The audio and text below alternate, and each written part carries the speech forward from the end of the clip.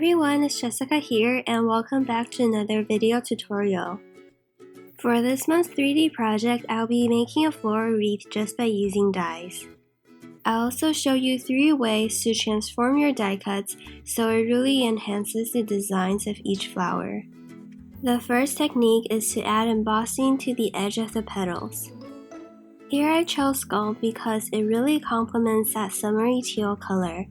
After rubbing on some anti-static powder, I'm just going to gently wipe the Versamark ink pad along the edge of the die cut. Then I'll apply the embossing powder. And you'll probably notice that there is a lot of powder now, which is why I love to use a trick of using an old makeup brush to knock down some of it. This will also create a very organic feel to your embossing.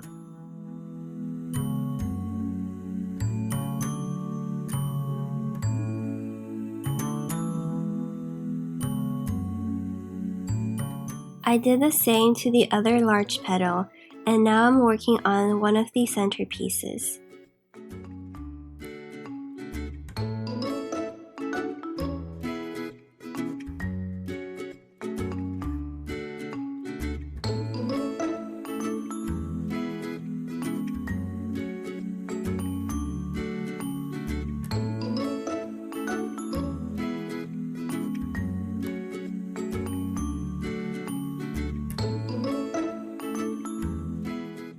After that, I'm ready to assemble my flower. I started sticking them together with hot glue, but then I realized that I forgot to curl the petals with a bone folder, so they look really flat now.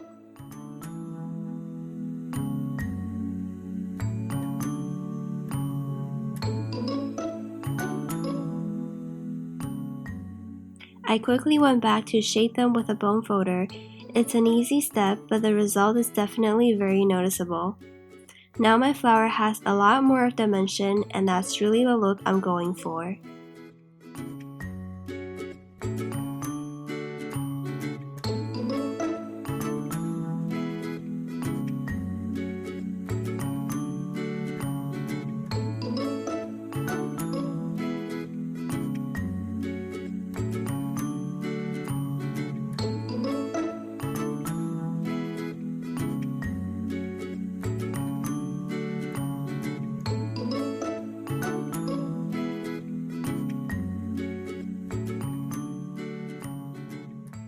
Next, we are going to make the big pink flower, but this time, instead of using embossing powder to dress up the die cuts, I'm going to use ink and sprays.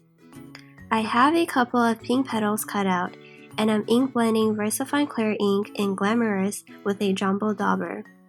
You can already see the difference it makes just by adding ink. Then I'm going to curl and shape the petals just like before.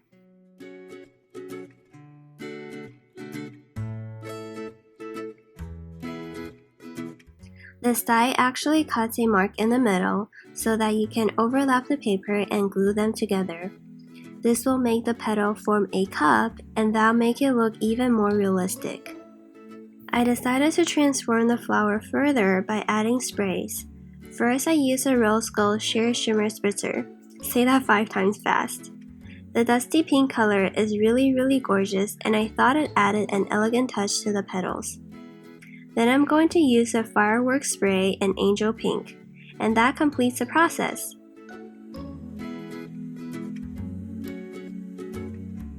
I created the middle and center layers using the same steps, and that's the finished flower.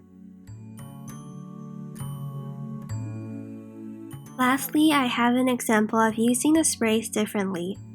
I wanted to make smaller flowers that didn't have a lot of layers, so I'm going to crumple them to create that full dimensional look.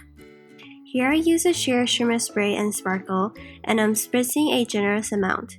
Because the water softened the paper fibers, I can really mold their shape and eventually turn them into a ruffle bunch.